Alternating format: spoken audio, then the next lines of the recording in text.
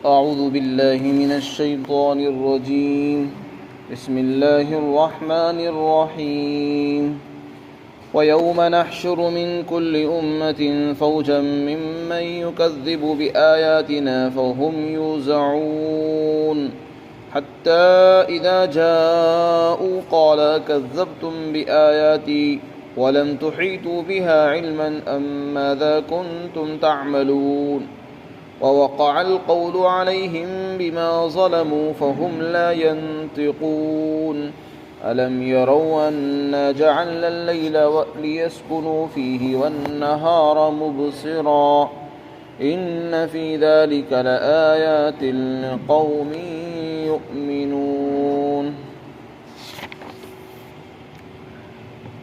اور جس دن ہم ہر جماعت میں سے ہر امت میں سے ایک جماعت کو جمع کریں گے جو ان لوگوں میں سے ہوگی جو ہماری آیتوں کو جھٹلایا کرتے تھے، اور پھر ان کی جماعت بندی کی جائے گی، یعنی ان کو روکا جائے گا، یہاں تک کہ جب وہ آ جائیں گے، حاضر ہو جائیں گے، تو اللہ رب العزت کی طرف سے فرمان ہوگا، کیا تم نے میری آیتوں کو جھٹلا دیا؟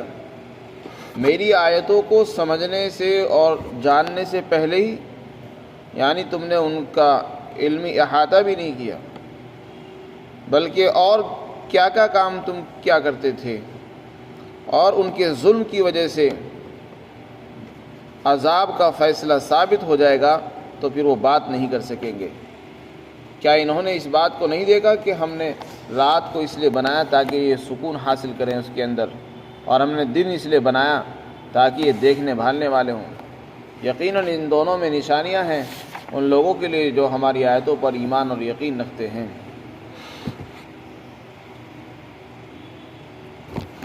قیامت کے دن اللہ تعالیٰ تمام انسانوں کو، تمام جناتوں کو جمع فرمائے گا۔ میدان حشر کے اندر سب جمع ہوں گے، تمام اولین اور آخرین۔ قیامت اسی کا نام ہے۔ جب قیامت آئے گی سب ٹوٹ پھوٹ جائے گا، دوبارہ جب سور پھونکا جائے گا تو لوگ اپنی اپنی قبروں سے نکلیں گے اور میدان حشر کی طرف کو چلیں گے۔ جب لوگ سب میدان حشر میں جمع ہو جائیں گے تو وہاں ہر قسم کے لوگ ہوں گے، فرما بردار بھی ہوں گے، نافرمان بھی ہوں گے، سرکش شیاطین بھی ہوں گے، اور اللہ کے نیک بندے صالحین بھی ہوں گے، انبیاء بھی ہوں گے، شہداء بھی ہوں گے، صالحین بھی ہوں گے، متقی بھی ہوں گے، ہر قسم کے لوگ وہاں جمع ہوں گے۔ اس کے بعد پھر اللہ تعالیٰ لوگوں کی جماعتیں بنائیں گے۔ وَامْتَازُوا الْيَوْمَ أَيُّهَا الْمُجْرِمُونَ، اعلان ہوگا، اے مجرموں آج الگ ہو جاؤ، آج الگ ہو جاؤ۔ دنیا میں ہر انسان زندگی گزار رہا ہے، یہاں کسی کو پہچاننا مشکل ہے، مجرم کون ہے، نیک اور صالح کون ہے، اس کا پہچاننا بہت مشکل ہے دنیا میں۔ جو مجرم ہے وہ اپنے آپ کو بہت بڑا نیک اور صالح متقی بتاتا ہے، اور جو متقی ہے اس کو لوگ مجرم بنا دیتے ہیں۔ دنیا میں تو فیصلے الٹے ہوتے ہیں، لیکن قیامت کے دن اللہ کی طرف سے اعلان ہوگا جو مجرم ہیں وہ الگ ہو جائیں۔ چنانچہ وہاں ہر نبی کی امت ہوگی، حضرت موسیٰ علیہ السلام کی امت ہوگی، حضرت عیسیٰ علیہ السلام کی امت ہوگی، حضرت ابراہیم علیہ السلام کی امت ہوگی، اور حضور اقدس صلی اللہ علیہ وسلم کی امت وہاں موجود ہوگی۔ ہر زمانے کی ہر نبی کی امتیں وہاں موجود ہوں گی، اور ہر امت کے جو مجرم سرکش شیاطین لوگ ہوں گے ان کو کہا جائے گا کہ الگ ہو جاؤ۔ سورہ یاسین میں اللہ نے فرمایا وَامْتَازُوا الْيَوْمَ أَيُّهَا الْمُجْرِمُونَ أَلَمْ أَعْهَدْ إِلَيْكُمْ يَا بَنِي آدَمَ أَلَّا تَعْبُدُوا الشَّيْطَانَ، کیا میں نے تم سے یہ وعدہ نہیں کیا تھا کہ تم شیطان کی عبادت نہیں کرو گے؟ وہی مضمون یہاں بھی اللہ نے فرمایا۔ فرماتے ہیں کہ ہم ہر امت میں سے ایک جماعت کو جمع کریں گے، ایک ایک جماعت۔ کیا مطلب؟ جتنی بھی اللہ نے امتیں بنائی ہیں، ہر امت میں سے کچھ لوگ ایسے ہوں گے جو مجرم ہوں گے، ان کی پوری جماعت بنا دی جائے گی اور ان سب کو الگ کر دیا جائے گا۔ ہر امت میں سے ایک ایک جماعت الگ کر دی جائے گی، ان کو ہم جمع کریں گے۔ یہ کون لوگ ہوں گے؟ وہاں تو یہ فرمایا کہ وہ اللہ کو چھوڑ کر شیطان کی عبادت اور پرستش کرتے تھے، یہاں پر فرمایا کہ وہ ہماری آیتوں کا انکار کرتے تھے۔ ہم جو قرآن کے مضامین، تورات کے مضامین، انجیل کے مضامین اور قرآنی آیات اور اللہ کے احکامات جو اوپر سے نازل ہوا کرتے تھے، وہ ان کا انکار کر دیا کرتے تھے، سنتے ہی انکار کر دیا کرتے تھے، جھٹلاتے تھے۔ تو ایسے لوگ مجرم ہوں گے، ایسے لوگ مسلمان نہیں ہو سکتے، مومن نہیں ہو سکتے، بلکہ وہ کافر ہیں، مجرم ہیں۔ تو ایسے لوگوں کو الگ کیا جائے گا، ان کی جماعتیں بنا دی جائے گی۔ پھر آگے فرمایا فَهُمْ يُوزَعُونَ، پھر ان کی جماعت بندی ہوگی۔ یوزعون وضع سے بنا ہے، وزن کے معنی آتے ہیں روکنا۔ جب کوئی بڑی جماعت چلی جا رہی ہو تو چلتے چلتے راستے میں کچھ افراد آگے نکل جاتے ہیں، کچھ پیچھے رہ جاتے ہیں، تو بے ترتیبی ہو جاتی ہے قافلوں میں روانگی کے وقت۔ تو پورے قافلے کو مرتب اور ایک جگہ پر جمع رکھنے کے لیے جماعت بندی کی جاتی ہے، ان کو جوڑ کر رکھا جاتا ہے۔ بیچ بیچ میں وقفے کے ساتھ قافلے کو روکا جاتا ہے کہ بھئی اگلے والے آدمی رک جائیں تاکہ پیچھے والے بھی ان کے ساتھ لگ جائیں۔ تو مجرم لوگوں کی جماعت چونکہ بہت بڑی جماعت ہوگی، اس لیے ان کو جب چلایا جائے گا ان کے محشر کی طرف تو بیچ بیچ میں ان کو روکا جائے گا تاکہ ان کی جماعت بندی کی جا سکے، سب بندی کی جا سکے، اور پھر وہ ایک صف میں ایک جماعت کے ساتھ چلیں گے۔ یہ ان کا حشر ہوگا۔ پھر آگے ان کے بارے میں فیصلے سنائے جائیں گے۔ آگے فرمایا حتی اذا جاؤ، جب وہ میدان حشر میں آ جائیں گے، اللہ کے دربار میں جب ان کی پیشی ہوگی، مجرم بن کر لائے جائیں گے، ہتھکڑیاں ہوں گی، توق پڑے ہوئے ہوں گے گلوں کے اندر۔ جب وہ اللہ کے دربار میں پیش ہو جائیں گے، جیسا کہ عدالت میں مجرم کو پیش کیا جاتا ہے، اسی طرح ان کی جب پیشی ہوگی تو اللہ کی طرف سے اعلان ہوگا، فرمان ہوگا کہ تم نے میری آیتوں کا انکار کر دیا تھا، میری آیتوں میں غور و فکر کرنے سے پہلے، ان کو جاننے سمجھنے بوجھنے سے پہلے ہی انکار کر بیٹھے تھے تم اور کیا کیا کام کرتے تھے۔ یہ اللہ کی طرف سے اعلان ہوگا، پوچھا جائے گا۔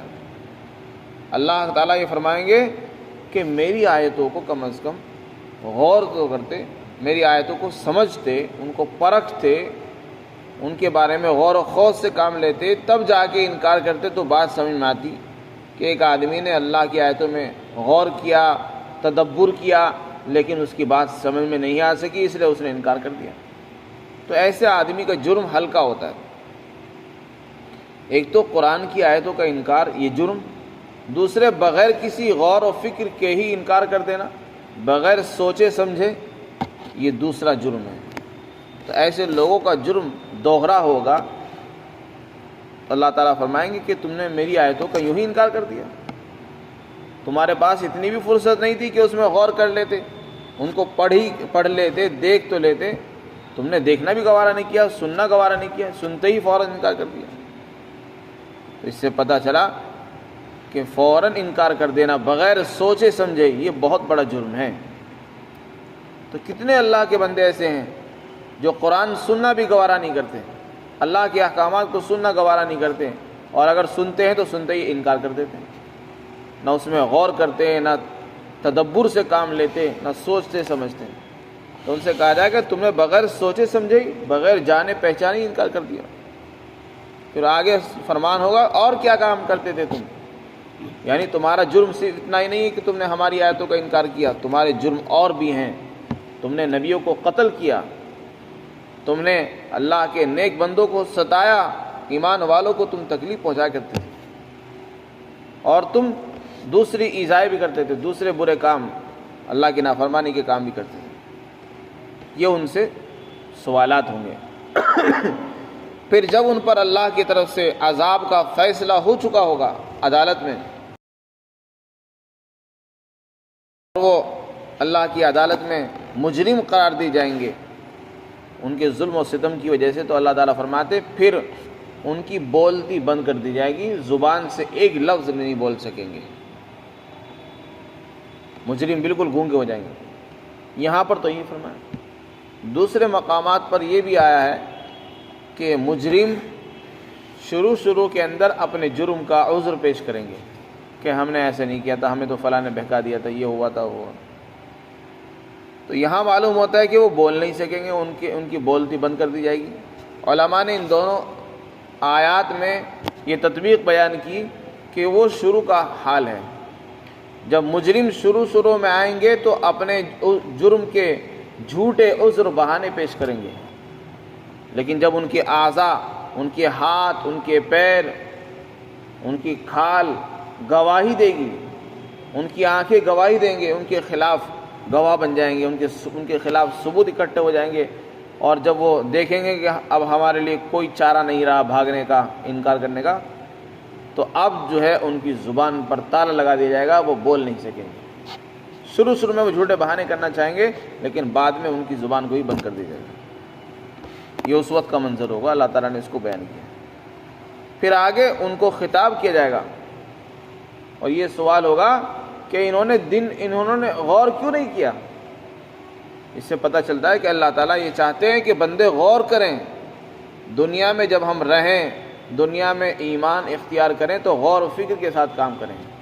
دین پر بھی چلیں تو غور و فکر کے ساتھ، اندھی تقلید نہ کریں، بس جس نے جو بتا دیا اسی پر عمل کر دیا. نہیں، اللہ نے ہمیں دین دیا ہے، عقل دی ہے، سمجھ دی ہے، دل اور دماغ دیا ہے، ہم اس کا صحیح استعمال کریں. اگر ہمارے پاس عقل نہیں ہے تو دوسروں سے لیں، اور اگر ہے تو اس کا استعمال کریں. جو صحیح بات لگے اس کو قبول کرنا چاہیے اور اس میں غور کرنا چاہیے کہ سچ کیا ہے، جھوٹ کیا ہے، حق اور باطل میں سے حق کون ہے، باطل کیا ہے. تو اللہ تعالیٰ فرمائیں گے کیا انہوں نے غور نہیں کیا کہ ہم نے دن بھی بنایا، رات بنائی، یہ ہماری دو بڑی بڑی نشانیاں تھیں، ان میں ہی غور کر لیتے تو پتہ چل جاتا کہ ہمارا رب اللہ ہے، ہمارا رب اللہ ہے، یہ اسی کا کلام ہے جس کو ہم جھٹلا رہے ہیں. تو اللہ تعالیٰ فرمائیں گے کیا انہوں نے رات میں غور نہیں کیا. رات بھی تو ہماری نشانی تھی، دن بھی ہماری نشانی ہے. رات اور دن کے متعلق فرمایا کہ رات ہم نے اس لیے بنائی تھی تاکہ اس میں سکون حاصل کرتے، دن اس لیے بنایا تاکہ اس میں دیکھیں بھالیں، کام کاج کریں، چلیں پھریں. علماء نے لکھا ہے کہ رات اور دن اللہ کی قدرت کی بڑی نشانیوں میں سے. اگر کوئی آدمی اللہ کو پہچاننا چاہتا ہے تو ویسے تو ہزاروں نشانیاں ہیں، لیکن رات اور دن میں ہی غور کر لے تو اس سے سمجھ میں آ جاتی بات کہ قیامت برحق ہے. ہمارا عقیدہ یہ ہے کہ ہم دنیا میں جیسے آئے ہیں، یہاں سے ہر انسان اپنا وقت پورا کر کے جائے گا، اور پورا کرنے کے بعد ایک دن قبروں سے اٹھیں گے اور میدان حشر میں جائیں گے. یہ بات لوگوں کے سمجھ میں نہیں آتی کہ جو آدمی قبروں میں جا چکا، وہ قبر میں مٹی بن گیا، اس کی ہڈیاں ریزہ ریزہ ہو گئی، اب دوبارہ وہ کیسے اٹھے گا؟ اسی شکل میں، اسی حالت میں، جس حالت میں اس کا انتقال ہوا، اسی حالت میں وہ دوبارہ کیسے اٹھ جائے گا؟ یہ لوگوں کی بات سمجھ میں نہیں آ رہی. تو اللہ تعالیٰ فرماتے کہ دیکھو ہم نے رات بنائی، اسی میں غور کر لیتے. رات میں کیا ہوتا ہے؟ رات میں اللہ تعالیٰ نے انسان کو سکون حاصل کرنے کے لیے نیند کا تحفہ دیا ہے. پورے دن کا انسان تھکا ماندہ آتا ہے، بستر پر لیٹتا ہے، سو جاتا ہے، صبح کو ایسا اٹھتا ہے جیسے کہ اس کو کچھ تھکان تھی ہی نہیں، ایک نئی زندگی مل جاتی ہے. اور نیند کو موت کی بہن کہا گیا ہے. نیند کو موت کی بہن. جیسے انسان مر جاتا ہے، مرنے کے بعد اس کو کوئی خبر نہیں ہوتی کیا ہو رہا ہے، بالکل اسی طرح حال ہوتا ہے نیند کے وقت میں. جب انسان سو جاتا ہے اسے کوئی خبر نہیں ہوتی دنیا میں کیا ہو رہا ہے. تو نیند بھی موت ہی ہے. اللہ یتوفی الانفس حین موتها والتی لم تمت فی منامها. اللہ تعالیٰ فرماتے ہیں اللہ تعالیٰ جانوں کو قبض کر لیتا ہے موت کے وقت میں. جب کسی کی موت کا وقت آتا ہے تو اس کی جان نکال لی جاتی ہے، قبض کر لیتا ہے، روح نکال لیتے ہیں. اور ان جانوں کو بھی قبض کر لیتے ہیں جو ابھی مرے نہیں ہیں، نہ بھی ان کے موت کا وقت آیا ہے، لیکن ابھی وہ زندہ ہے، لیکن سونے کی حالت میں ان کی جان کو قبض کر لیا جاتا ہے اور وہ سو جاتے ہیں. انہیں پتہ ہی نہیں ہوتا کہ ہم کہاں ہیں. پوری رات بستر پر پڑے رہتے ہیں، انہیں پتہ ہی نہیں ہوتا ہم کہاں ہیں. تو نیند بھی نیند بھی یہ موت کی بہن ہے. پھر جس کا وقت پورا ہو چکا ہوتا ہے اللہ تعالیٰ اس کو موت دے دیتے ہیں، اس کی روح دوبارہ واپس نہیں لوٹائی جاتی. اور جس کی زندگی کا کوئی وقت مقرر ہوتا ہے تو پھر اس کی جان کو، اس کی روح کو واپس کر دیا جاتا ہے اور وہ صبح کو بیدار ہو جاتا ہے. تو جو ذات تمہیں سلانے پر اور سونے کے بعد تمہیں صبح کو اٹھا دیتی ہے۔ یہ اٹھانا ایسے ہی جیسے کہ موت کے بعد تمہیں دوبارہ زندہ کر دیا، اس لیے کہ جب انسان سو جاتا ہے تو اس کی روح قبض کر لی جاتی ہے۔ تو جو ذات انسان کو سلانے کے بعد اس کو اٹھانے پر قدرت رکھتی ہے، وہ ذات مرنے کے بعد دوبارہ زندہ کرنے پر بھی پوری قدرت رکھتی ہے۔